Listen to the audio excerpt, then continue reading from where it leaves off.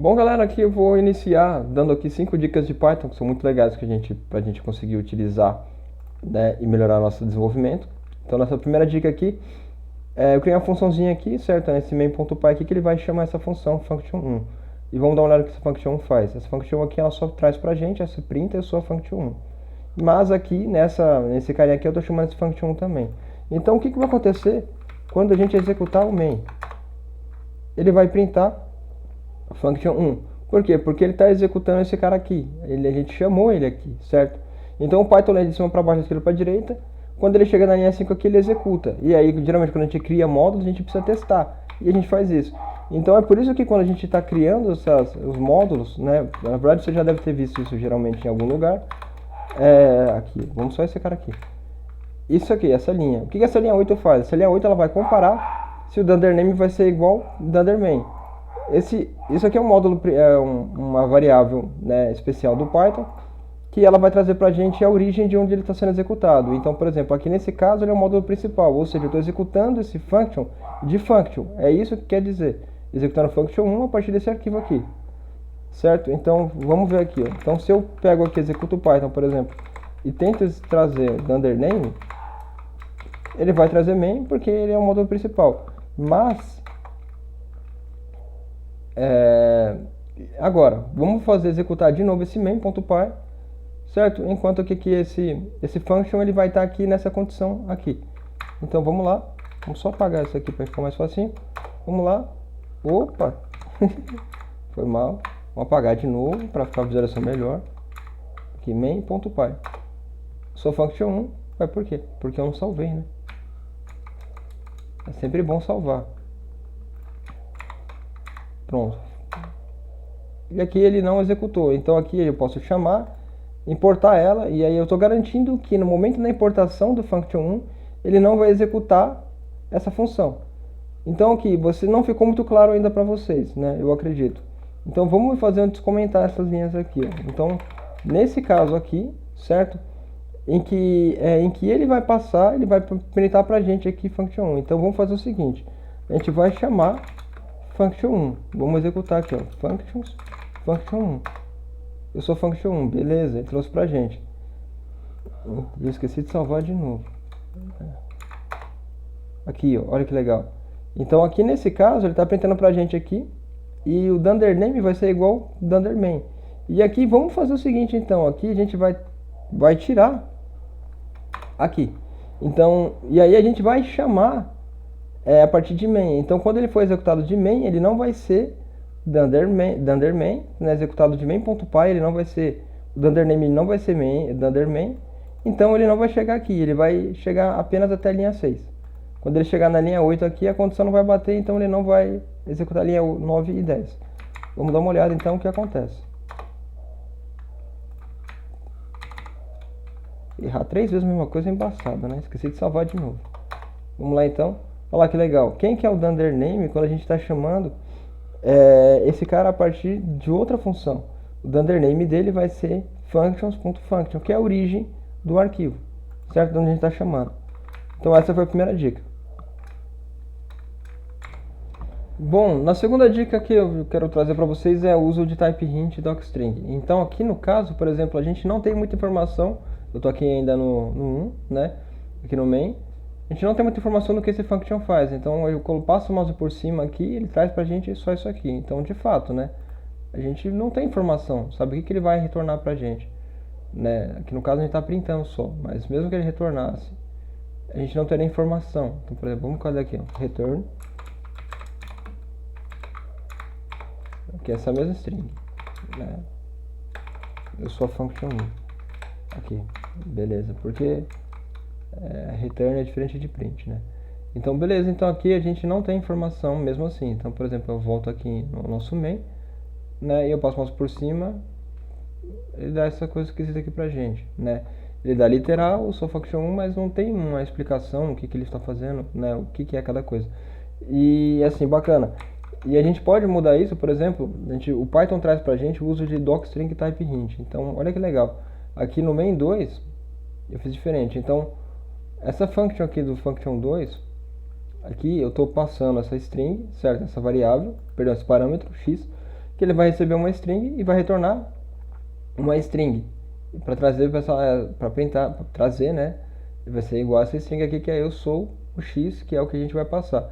Então, ele traz para a gente mais informação. Então, por exemplo, aqui eu sei que essa função aqui ela vai receber um argumento, né, um parâmetro x, que vai retornar, que vai ser uma string, perdão, e vai retornar uma string. E eu ainda posso melhorar isso usando o docstring. Então, isso aqui é o type hint, que, por exemplo, o Python ele não tem tipagem dele, ele é dinamicamente tipado, então você não precisa declarar tipos, né, na criação de funções, ou mesmo quando você está criando as variáveis, certo? Você não precisa fazer nada, mas assim, isso aqui facilita muito para que a gente consiga ter, principalmente quando você trabalha com mais pessoas no seu time, né? Então a gente precisa fazer também documentar. Então o que essa function 1 faz? Eu estou utilizando aqui, olha só que bacana. Isso aqui é usado através desse add-on aqui, ó. Autodocstring. Esse cara aqui. Instala esse cara aqui no VS Code e acabou. Você vai fazer só isso aqui, ó. Que legal.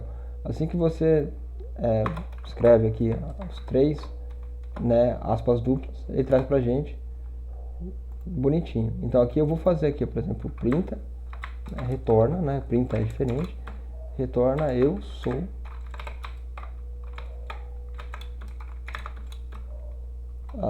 e aí aqui a string.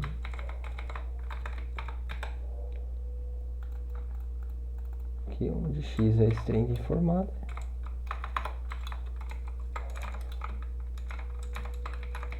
A string fornecida.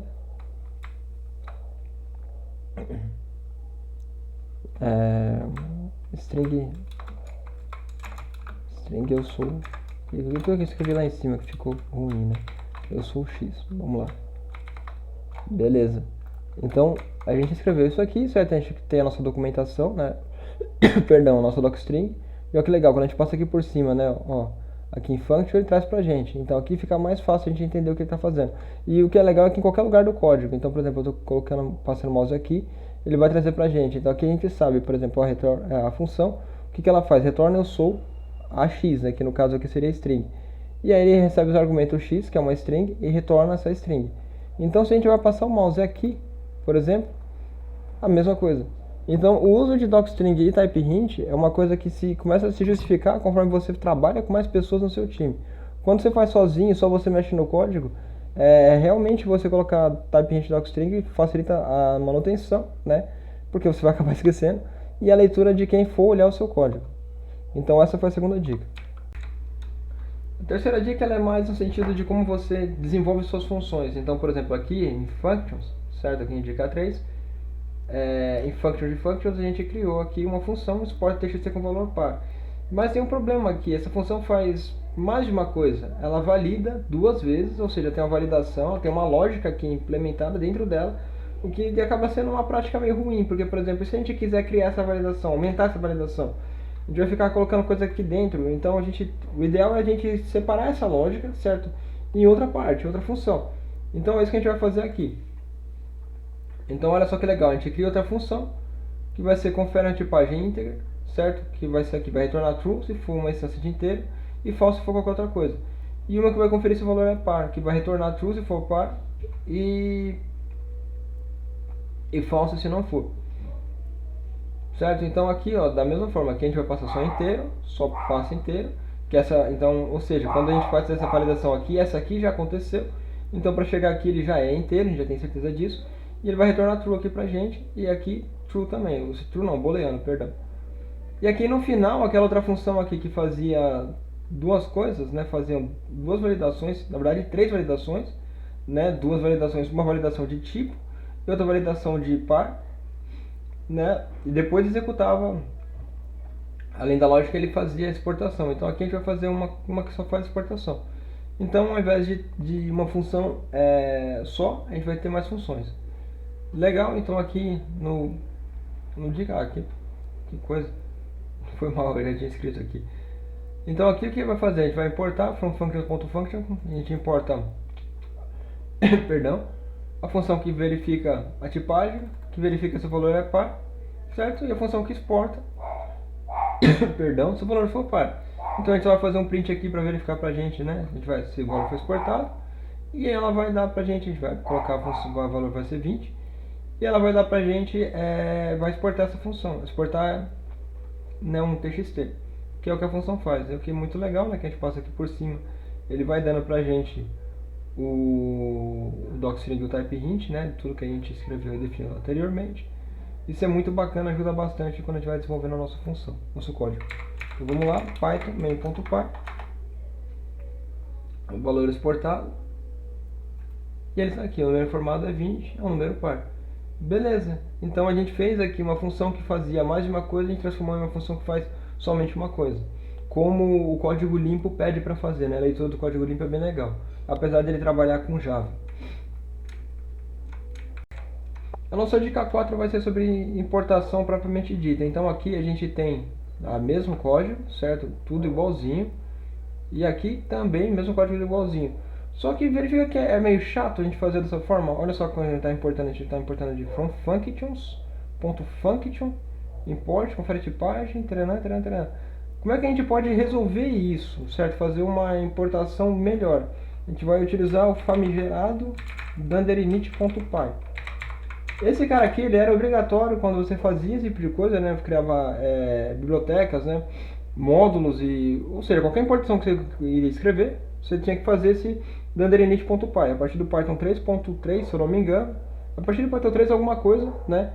Ele já não é mais obrigatório, mas ele ajuda bastante a gente. Então, o que a gente consegue fazer aqui? A gente pode fazer dessa forma, ó. From.function import todos os carinhas lá que a gente quer. Então vai ser confere valor par, valor ímpar, né? valor íntegro, confere valor par e o exporta valor par. É esse aqui, né? Tá certo. Tá certo. Beleza. Então, bacana. A gente faz isso aqui. E aí eu vou fazer aqui uma outra coisinha aqui para demonstrar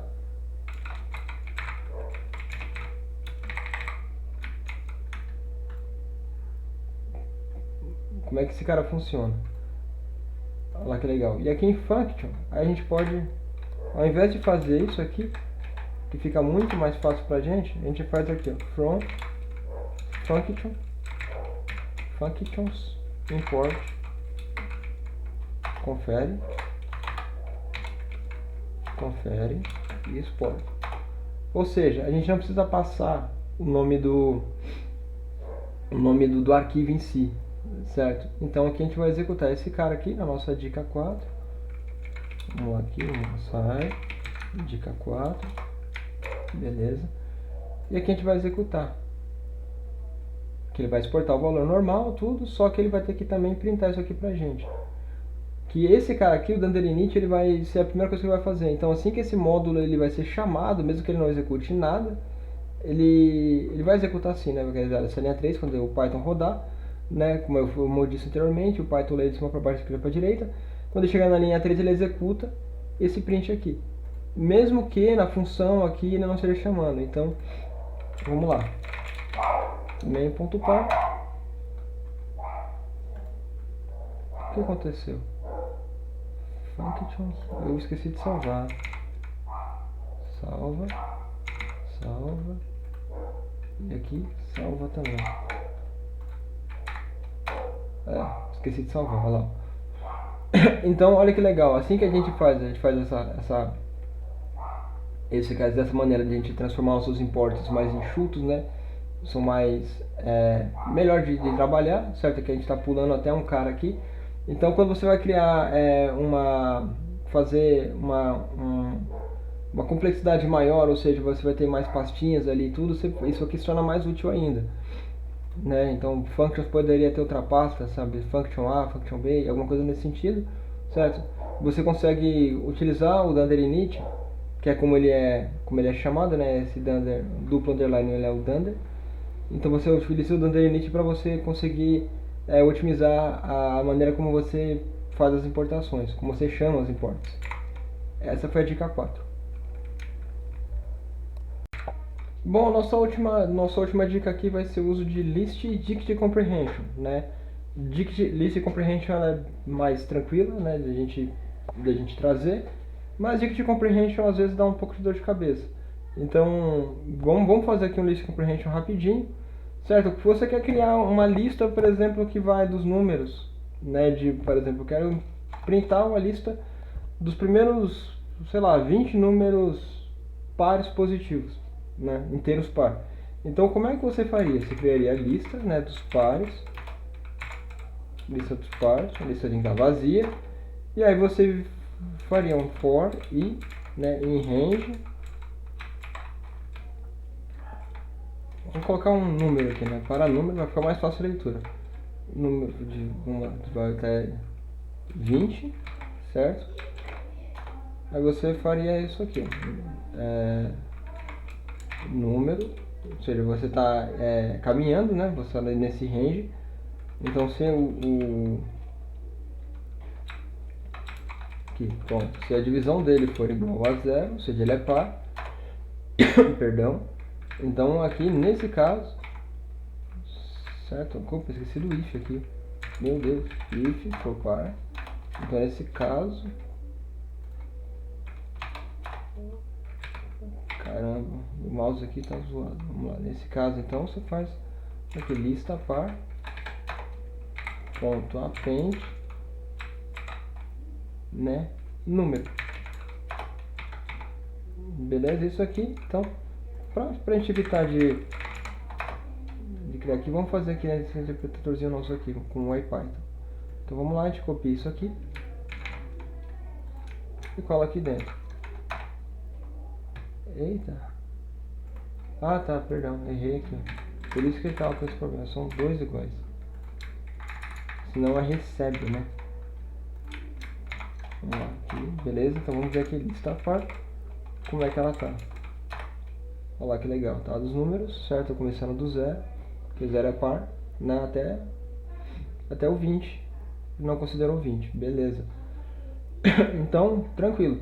A gente conseguiu fazer aqui, né, os nossos primeiros 20 números pares, né, nesse range. Então, legal. Como é que a gente faria isso aqui? Perdão, meu celular tocando aqui. Como é que a gente conseguiria fazer isso aqui com o list comprehension? Dessa forma. Então, a gente vai fazer aqui, ó, lista par. Vamos deletar essa lista par aqui primeiro. Lista par igual... Ah, não vamos nem precisar dela. A gente vai fazer isso aqui, ó. Aqui, número, for, número, in range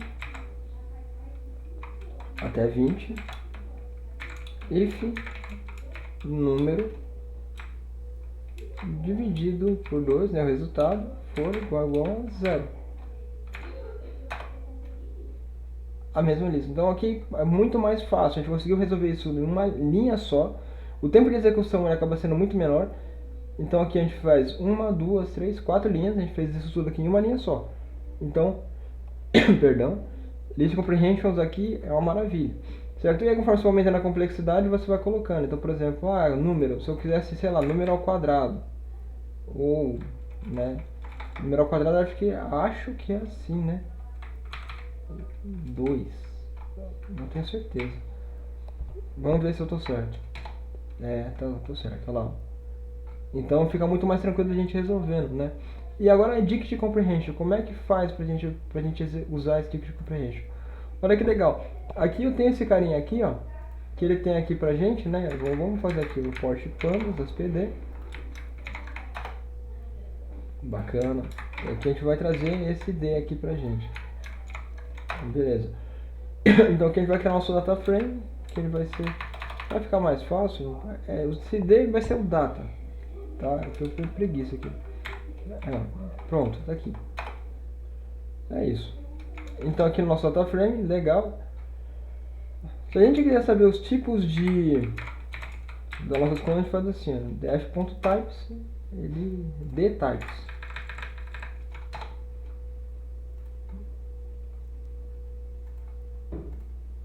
Cara, eu não sei como é que faz esse cara aqui não. Mas eu sei fazer esse aqui, ó. df, vamos lá, col. Ah, tá, ele tem duas vezes col2 aqui. Pera aí que eu errei. Calma aí. Vou corrigir isso aqui. Beleza.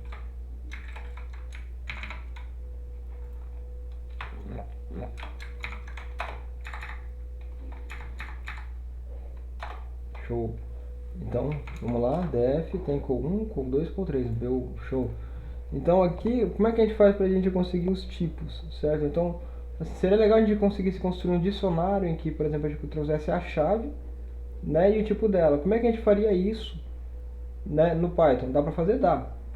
Porque aí no Python, se você não fosse a dica de comprehension, você faria o que fazer? Cria o dicionário, vai fazendo tudo bem chatinho. Então vamos fazer aqui com dicas de comprehension. Então como é que eu vou fazer? Vou fazer aqui.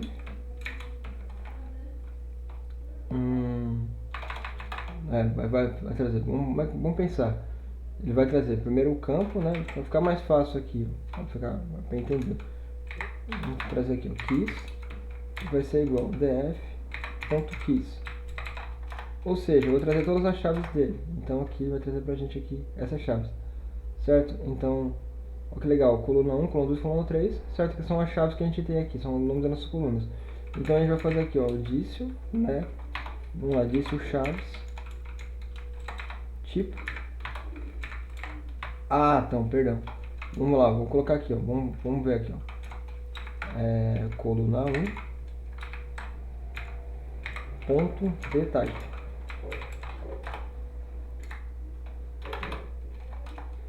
Aqui, legal. Então aqui eu sei que nessa aqui ele é inteiro.